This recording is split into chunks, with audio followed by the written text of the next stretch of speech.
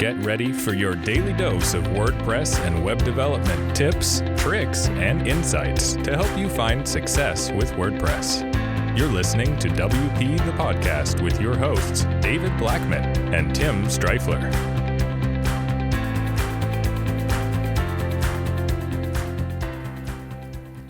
Hey everyone, welcome to another episode of WP the Podcast, brought to you by WP Gears. I'm Tim Streifler, and my co-host David Blackman is not with us today, but will be back with us soon. He's been taking some much needed time off, so looking forward to having him back with us. In today's episode, we're talking about the WordPress customizer and is it outdated?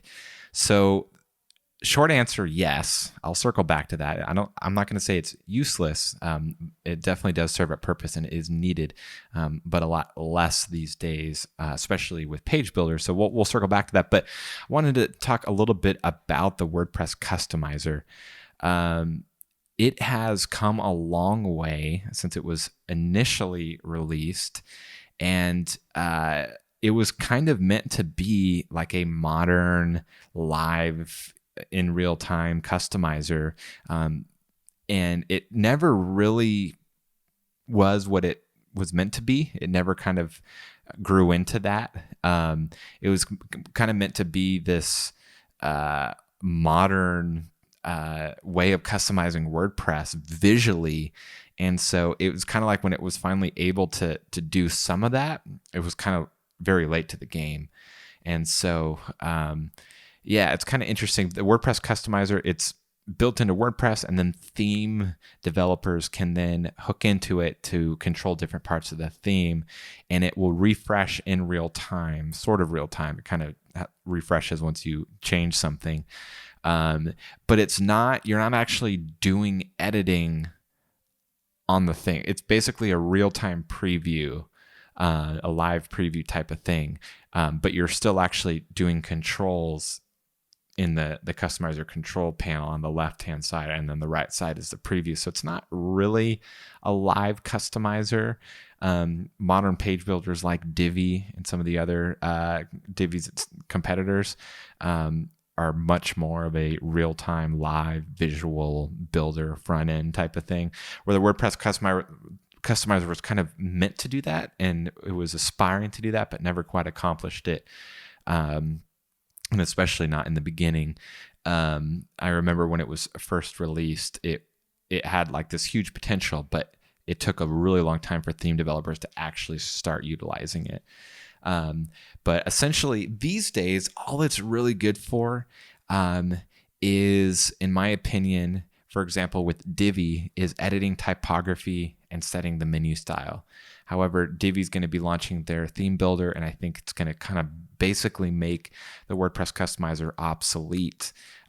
You can in like the more recent years, I think within the last 2 years, they've added the ability to manage menus in the customizer as well as widgets. That's like, again, pretty new in the last couple of years. And even that, you can still do that other places. So they're trying to add in things to the customizer to make it more useful. But I feel like WordPress core is even now, I want to say abandoning it, but realizing that it's not the future. And so with Gutenberg and everything, I feel like it's eventually going to phase out the WordPress customizer. And so I've seen actually some of my own competitors build plugins around the WordPress customizer, and it seems so 5 years ago, opposed to taking advantage of some of the more modern things like React, within visual builders and stuff like that. So I wouldn't say that it's useful or useless or useful. It still does serve a purpose, but if you're using modern page builders to build your websites, then chances are you're spending very, very, very little time in the customizer, and it's kind of one of those things where the customizer itself is not why you're there. It's just that's where the controls are. And if those controls were somewhere else without a live preview, then you'd probably go there. So it's kind of like you just are forced to use the customizer because that's where the controls are. At least that's how I feel. So I think we'll start to see the customizer become more and more obsolete as Gutenberg progresses, as page builders progress, and I think it'll eventually get phased out within the next couple of years and be completely taken out of core. So it might take more like 3 to 5 years for that to happen. WordPress core moves pretty slowly. So yeah, I think it's something that had potential, and it was kind of missed opportunities, so to speak. And then the page builders kind of took over, and that's where the innovation has happened in terms of the third-party ecosystem within WordPress. So that's it for today's episode. Tune in tomorrow. We're going to talk about productizing services, particularly with web design companies. So tune in to tomorrow's episode. And until then, take care. Bye-bye. We've come to the end of today's episode of WP the Podcast. Join us tomorrow for more daily tips and strategies designed to help you run your WordPress business towards success.